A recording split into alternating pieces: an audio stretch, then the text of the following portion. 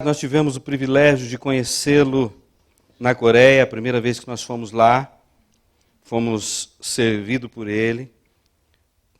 Foi a primeira vez que a igreja brasileira foi participar da conferência na Coreia. Foram dias preciosos para nós. Passado um ano, Júlia foi junto com a gente, foi junto com outra caravana. E o ano passado?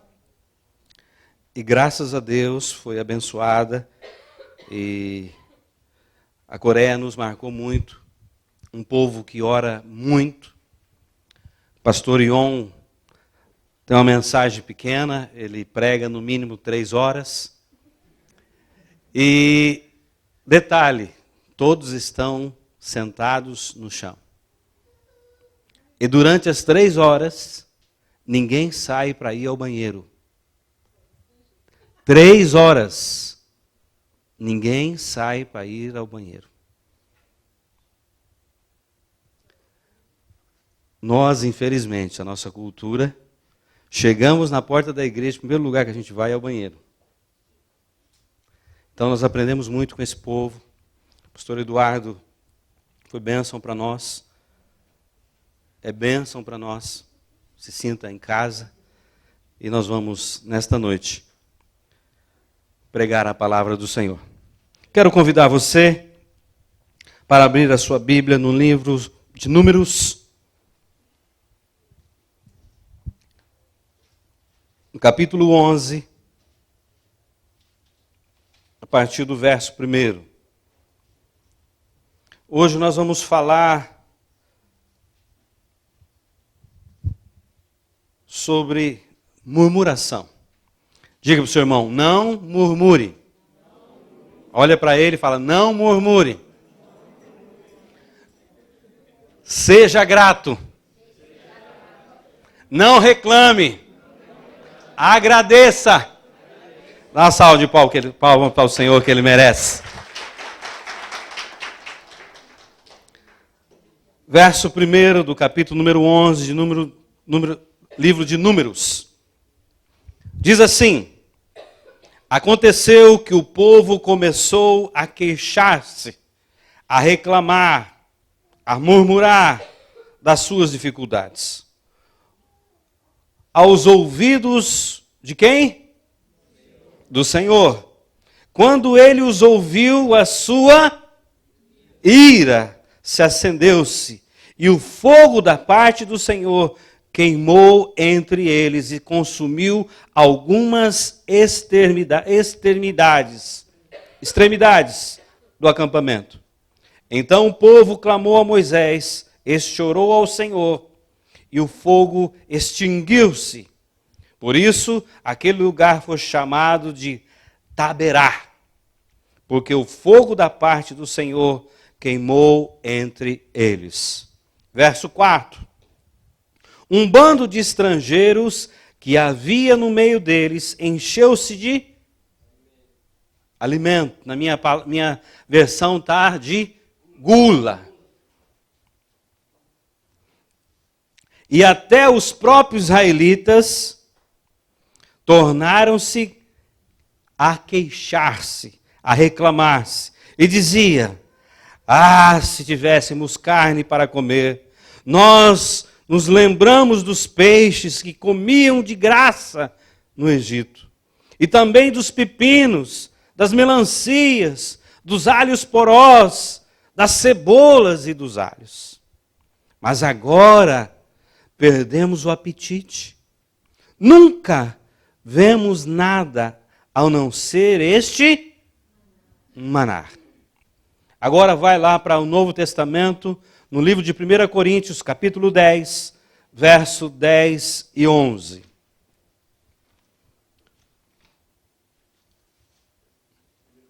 Primeiro Coríntios, capítulo 10, verso 10 e 11. Olha que o apóstolo Paulo, escrevendo para a carta de Coríntios, vai dizer: e não se queixem, como alguns deles se queixaram, e foram mortos pelo anjo destruidor. Essas coisas aconteceram a eles como exemplo, e foram escritas como advertência para nós sobre quem tem chegado o fim dos tempos. Feche seus olhos. Papai querido, esta é a tua palavra.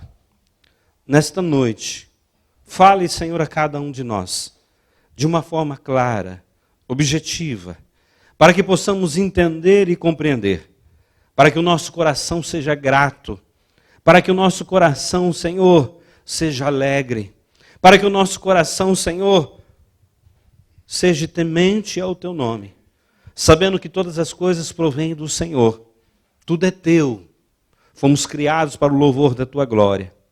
Senhor, fala conosco de uma forma especial. Espírito Santo de Deus, que conhece, Senhor, a intenção do nosso coração, que conhece como foi a nossa semana, o nosso dia. Senhor, fala com cada um de nós.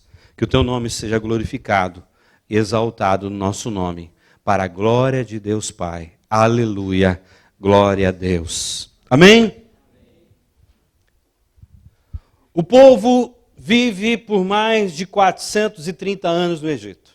Sabemos a história, sabemos que teve a fome, que teve a seca. José estava, por provisão de Deus, no Egito, era o governador, trouxe a sua família, mais de 70 pessoas ali, começaram a viver e o povo cresceu muito, mas o atual faraó esqueceu-se do que José fez e começou a pressionar o povo, e o povo, em vez de amigo, se tornou agora uma outra nação que estava no meio do Egito, estava crescendo muito, e ele não viu mais como aliado, como amigo, mas viu como se fosse inimigo. E começou a tomar as suas providências. Começou agora a pedir para as parteiras, se fosse menino, que os matasse no nascimento. Colocou agora um julgo maior sobre os trabalhos forçados, tirou a palha, várias situações.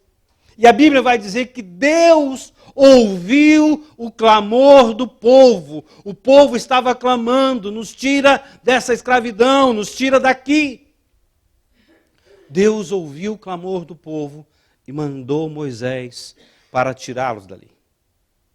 Nós sabemos as pragas, sabemos o que aconteceu. A última praga, morreu os primogênitos, porque na ideia e na concepção dos egípcios, o faraó era tido como um deus.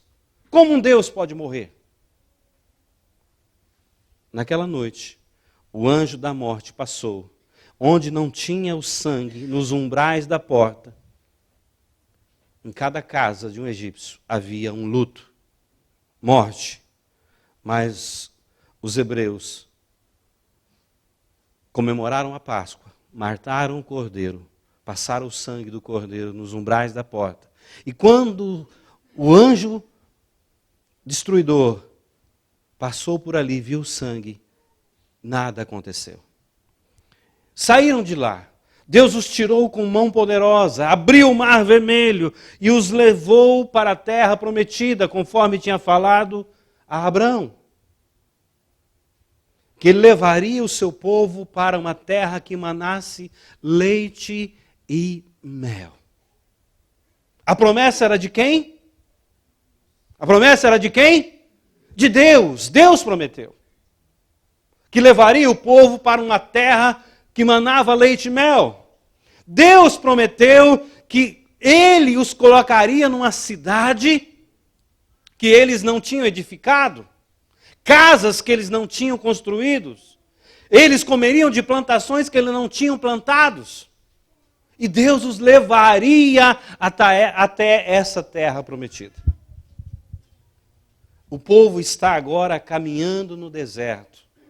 E Deus, milagrosamente, faz cair todo dia o maná do céu. E eles pegam aquelas sementes, amassam, fazem bolos e comem. E alguns dizem que era o pão dos anjos que Deus estava distribuindo aos homens. Mas, passar do tempo, aquele povo vai caminhando, andando no deserto, vendo a nuvem que os protegia do sol todos os dias, vendo a coluna de fogo que os aquecia à noite. Mesmo assim, havia murmuração. Diga, murmuração. Reclamação. Agora eu pergunto para você, diante de tudo que Deus tem feito na minha e na sua vida, eu e você ainda reclamamos? Não precisa responder. O povo viu as águas pararem do lado direito e do lado esquerdo. Passaram a seco. Faraó estava com seu exército para destruir atrás. Eles viam todos os dias o cuidado de Deus sobre eles, a nuvem o protegendo do sol escaldante no deserto. A nuvem de fogo à noite os aquecendo, porque no deserto é muito frio à noite. Os alimentava todos os dias com maná, mas ainda não estava bom. Ainda faltava alguma coisa para esse povo. Se esqueceram da escravidão. Se esqueceram da vida que eles levavam. E muitas vezes nós mesmos nos esquecemos de como nós éramos escravizados pelo pecado, pelo diabo, pelas mentiras desse mundo, pelos ressentimentos. Quantas vezes nós fomos fisgados pela isca do ressentimento? Esse povo estava livre, esse povo estava caminhando para uma promessa. Esse povo via a graça de Deus, o cuidado de Deus todos os dias, mas ainda não estava bom. Havia murmuração, havia reclamação. Olha o que a Bíblia vai dizer sobre estas coisas. Provérbios 21, 23 diz assim: o que guarda a sua boca e a língua guarda a sua alma da angústia. O que eu e você temos falado? O que eu e você temos reclamado? O que anda de insatisfação no nosso coração? Filipenses 2,14 vai dizer: fazei todas as coisas sem murmuração, sem contendas. Você faz as coisas sem murmuração? Você sai de casa sem murmurar pela manhã? Você acorda e vai fazer os seus afazeres de casa sem murmuração? Você cumpre a sua cota no seu trabalho sem murmuração? Murmurar significa difamar. Diga comigo, difamar. Caluniar. Resmungar. Falar com voz baixa. Falar mal de alguém. Ou de alguma coisa. Toda vez que eu e você murmuramos, reclamamos, nós difamamos, nós caluniamos, nós resmungamos, nós falamos com voz inaudível, para que ninguém ouça. Falamos mal de alguém, ou falamos mal de alguma coisa. No capítulo 11 de Número, o povo reclamou, e Deus levou aquela reclamação pessoal. Esse povo está reclamando de mim. Porque quem tirou eles do Egito fui eu. Quem guardou eles até aqui fui eu. Quem está dando maná para ele todos os dias sou eu. Então a reclamação não era para Moisés. A reclamação era de Deus. Isso que muitas vezes nós não entendemos e nós não compreendemos. Quando nós reclamamos, não estamos reclamando das pessoas. das situações. Estamos reclamando de Deus, dizendo: Deus, o Senhor poderia me dar um trabalho melhor? Deus, o Senhor poderia me dar uma esposa melhor, um esposo melhor? O Senhor poderia me dar filhos melhores? Deus, o Senhor poderia me colocar num país melhor? Deus, o Senhor poderia me colocar numa família melhor? Deus, o Senhor poderia me dar uma situação financeira melhor? Deus, o Senhor poderia me dar um corpo mais saudável?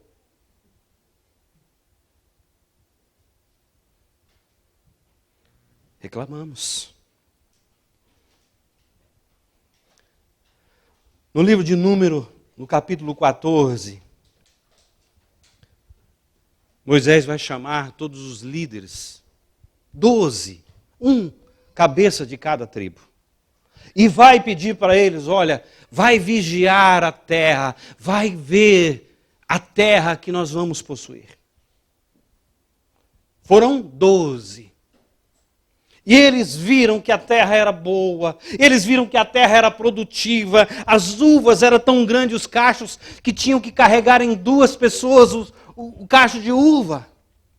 As cidades eram fortificadas, as plantações eram férteis, do jeito que Deus falou. Só que 10 desses não olharam para isso. 10 desses olharam para as pessoas que moravam lá. São pessoas fortes, grandes, são gigantes. E eles, ao nosso ver, nós somos que nem gafanhotos aos olhos dele. E nós nos vemos como gafanhoto aos olhos deles.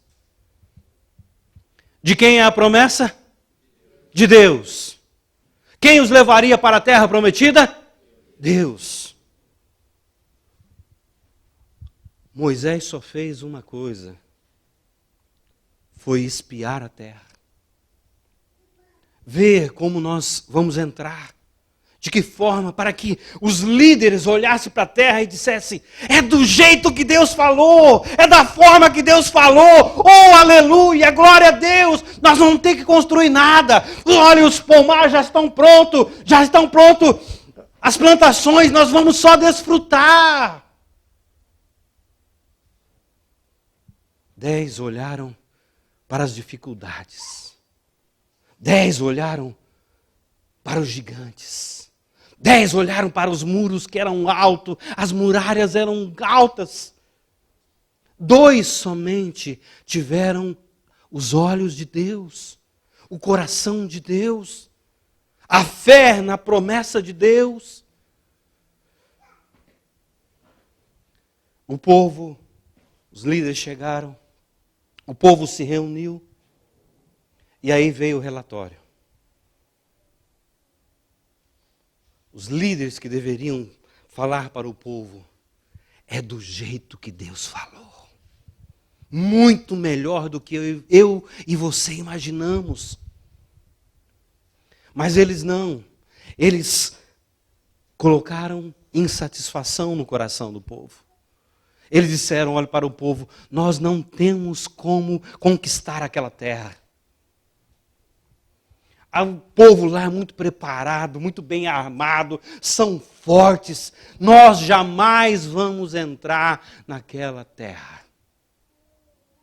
O coração do povo se aquebrantou, chorou e começaram a falar: porque Deus nos trouxe para cá? Será que não tinha lugar para nos enterrar lá no Egito? Por que Deus nos trouxe para nos matar aqui? 2 deles tiveram um coração diferente, os olhos diferentes, Calebe e Josué, e falaram: não, meu povo, é do jeito que Deus falou, a terra é boa, se Deus prometeu, Deus está conosco, Ele vai nos dar. Vamos subir e conquistar, porque não vai ser com as nossas forças, Deus vai por nós. Mas o povo já estava contaminado.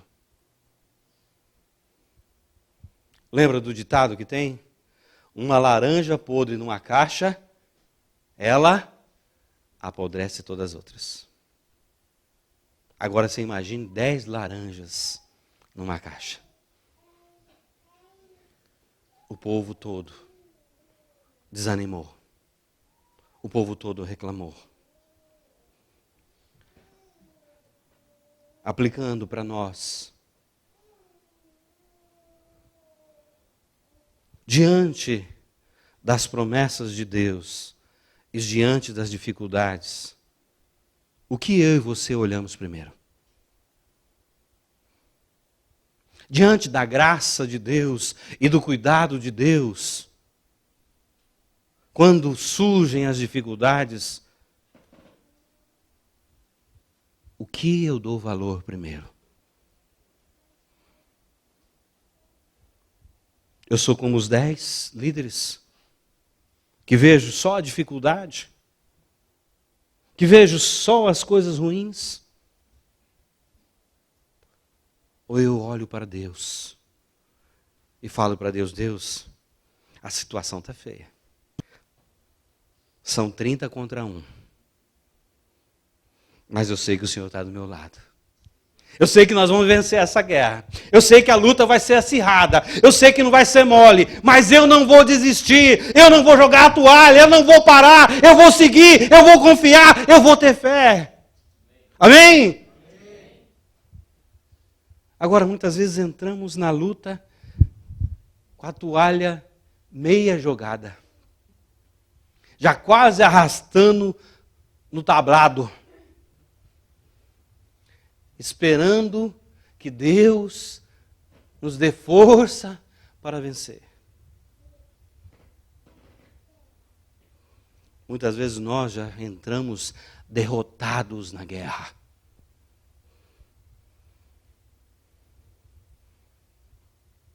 Sabe quando nós vamos vencer? Nunca.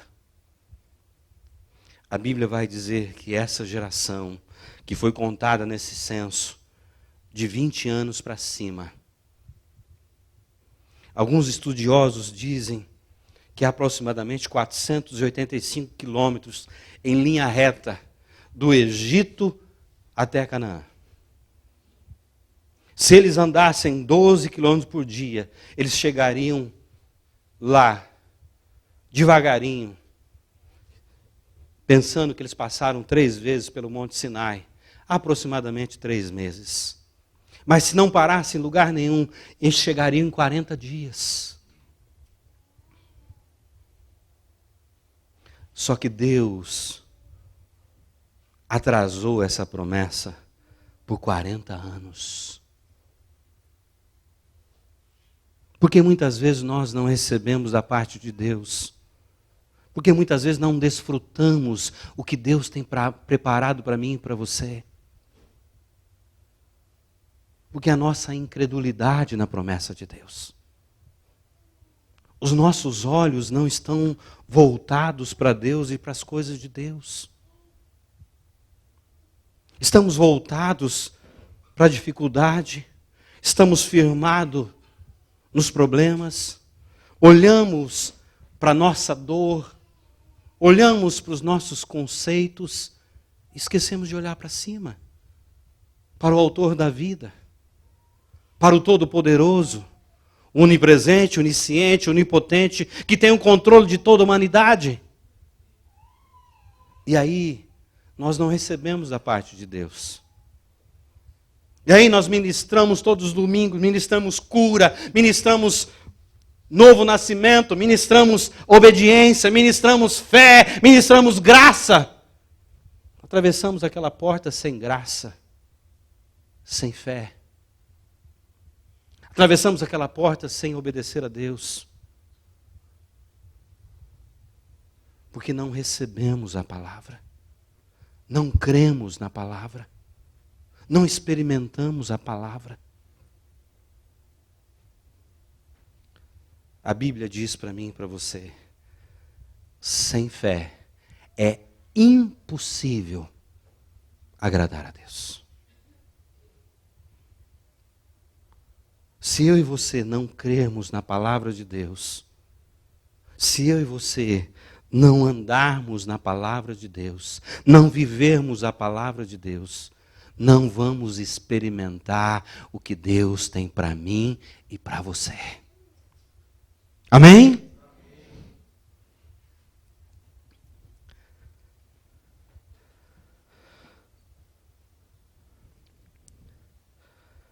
Esses homens que deveriam levar o povo a crer na promessa, a mostrar o Deus maravilhoso,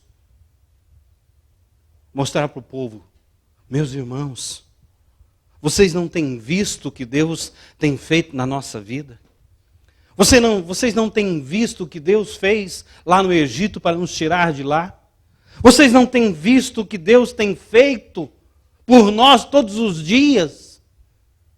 A Bíblia vai dizer que as suas roupas não ficaram velhas e seus sapatos, suas sandálias, melhor dizendo, não se desgastaram.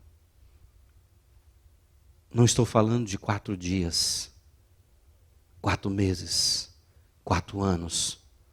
Estou falando de 40 anos.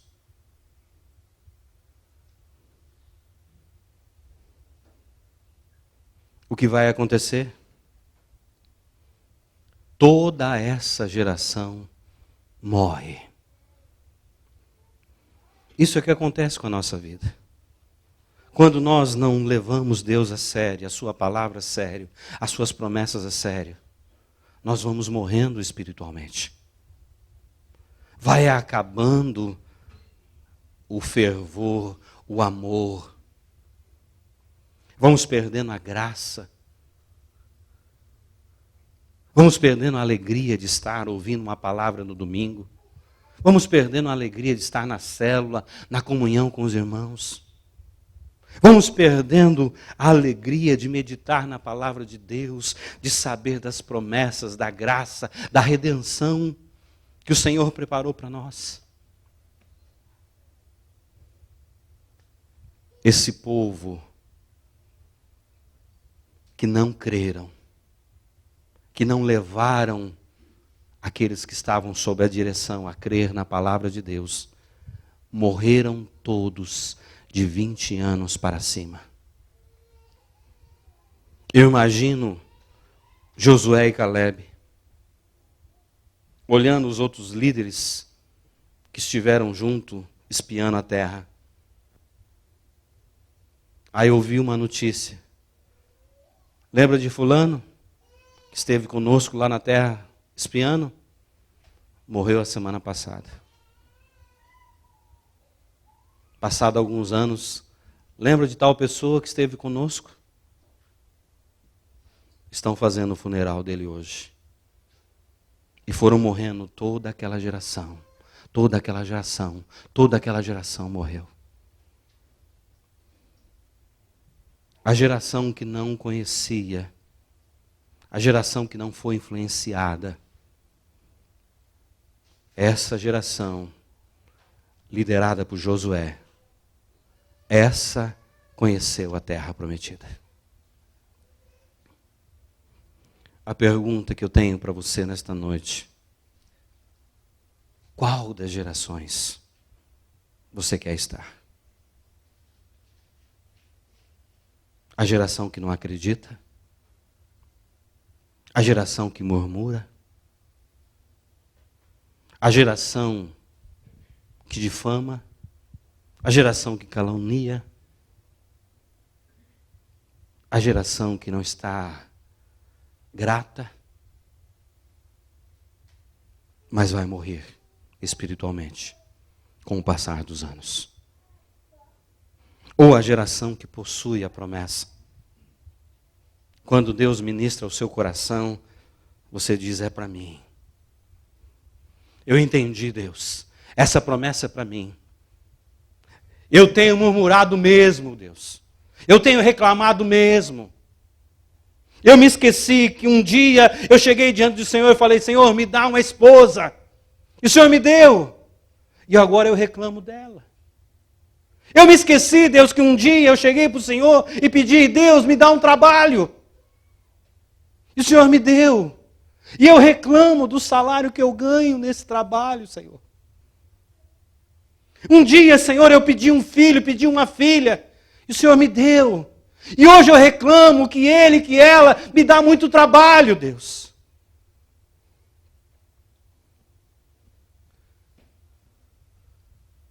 Muitas vezes pedimos uma casa para Deus, Deus nos dá uma casa.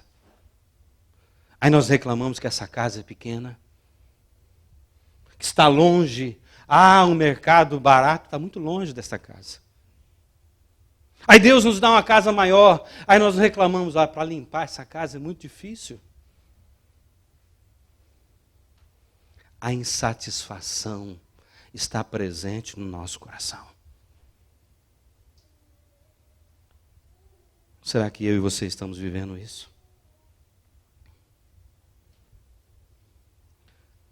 Lembre da vida que você levava sem Cristo. Como era? Às vezes é muita festa, muita bebida, muita droga. Muitas outras coisas que eu não vou mencionar aqui. Escravizado pelo vício. Mas um dia Jesus estendeu a mão para mim, para você, me tirou do lamaçal do pecado, me lavou com o seu sangue, me deu promessa de uma vida eterna. E eu fui recebido no meio do seu povo, acolhido no meio da igreja.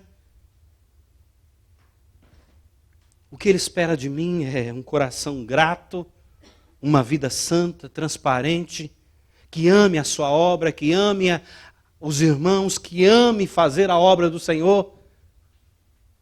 E aí nós nos tornamos o cristão 3S. Sentado, sossegado e satisfeito. Aí está chovendo. Hoje está bom para dormir, né? Vou para a igreja não, né? Uma pipoquinha, um filmezinho. É bom, né?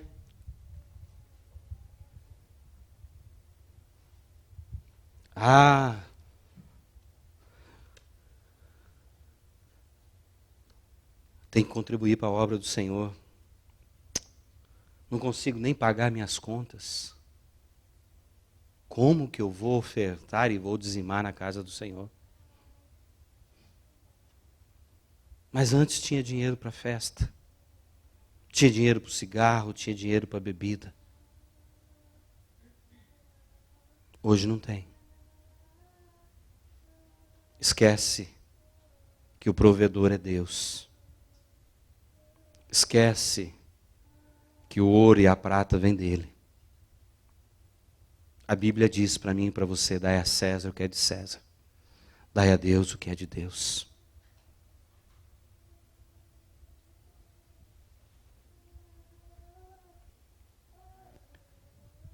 No que eu estou acreditando? Nas promessas? Ou no que eu vejo? No meu coração, que é enganoso e tremendamente corrupto? Ou em um Deus que eu sirvo, que é poderoso para fazer infinitamente mais de tudo que eu imagino, de tudo que eu peço?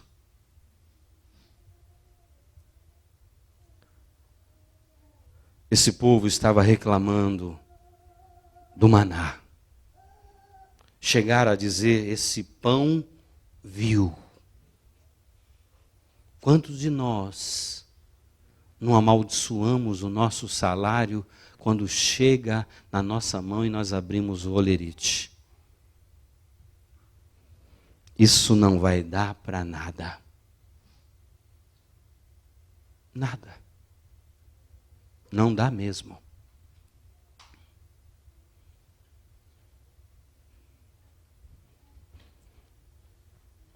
Aí Deus fala para Moisés: esse povo reclamou contra mim.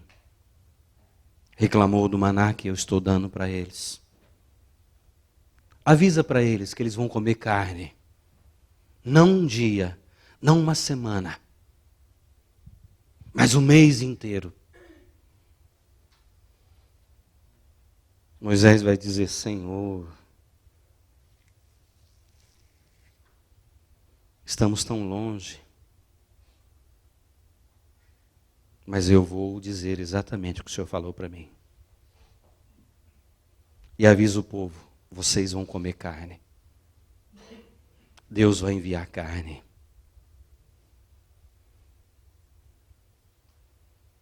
Muitas vezes estamos olhando para a palavra de Deus. Moisés era o líder. Deus falava pessoalmente com ele, face a face, é o que a Bíblia diz. Mas Moisés foi e falou a palavra de Deus. Isso me faz lembrar de um outro episódio. Quando Elias chega para Acabe e diz: Rei, durante 3 anos não vai chover. Ao Deus que eu sirvo, estou dizendo que não vai chover. E a Bíblia vai dizer porque por 3 anos e meio não caiu uma gota d'água. Tiago vai dizer que Elias era um homem semelhante a mim e a você. Não tinha nada de diferente. Mas passado o tempo, os 3 anos e meio, Deus fala para ele: avisa o rei que vai chover. Céu limpo, sem nada de nuvem. O que Elias faz? Ele toma uma atitude. Busca a Deus em oração. E manda o seu servo subir o monte e ver. Durante 6 vezes o servo de Elias vai lá e sobe. E diz: não tem nada. Está limpo o céu. Limpo. Mas na última vez ele volta com a notícia: eu vejo uma nuvem do tamanho da mão de um homem.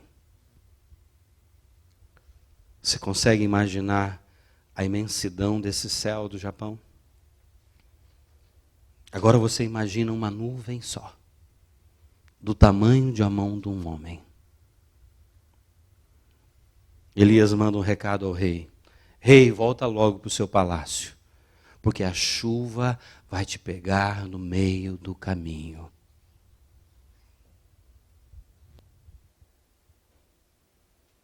Muitas vezes eu e você desprezamos o início. Desprezamos as pequenas coisas. Muitas vezes comemos a semente, em vez de plantá-la.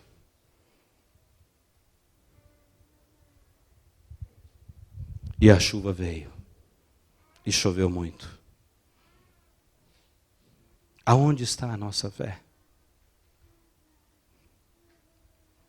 No que nós vimos? Caminhamos por vista ou caminhamos por fé? Você precisa decidir. Ou você crer que Deus tem o melhor para você e cuida da sua vida, está no controle da sua vida, está no sustento da sua vida, está levando você para Canaã celestial. E tudo que vai acontecer na minha e na sua vida, Ele está nos preparando para viver com Ele eternamente. Amém? Até quando eu e você vamos murmurar? Até quando a insatisfação vai tomar conta da nossa vida?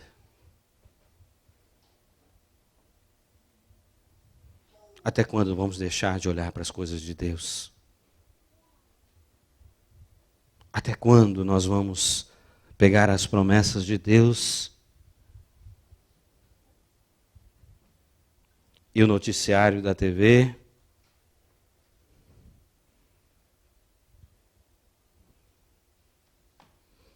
e muitas vezes fazer assim: será que Deus pode mudar?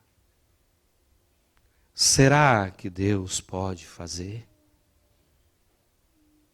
Será que Deus pode cuidar de mim?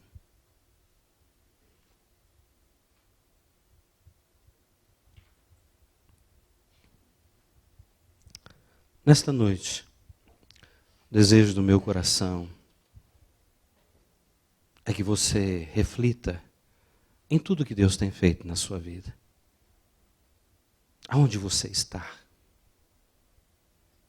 o que Deus fez até hoje na sua vida. O pastor Eduardo testemunhou aqui 28 anos de Brasil. Todos os filhos missionários. Eu posso afirmar, não conhecendo muito bem a biografia da vida dele, que quando ele chegou no Brasil não foi fácil, há 28 anos atrás. Mas se ele desistisse no primeiro ano, não teria uma igreja lá hoje. Se ele visse a dificuldade do campo, ele não poderia dizer aqui, 28 anos eu vivi lá. E o meu coração é brasileiro. Licença, mas com o coração brasileiro.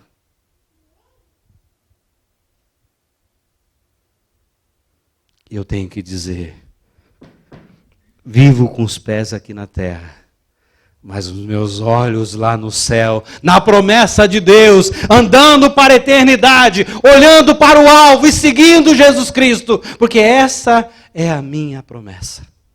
Amém? Uma salva de palmas para o Senhor, porque Ele merece. Oh, Jesus! Fique de pé, por favor. Quero chamar o louvor aqui à frente.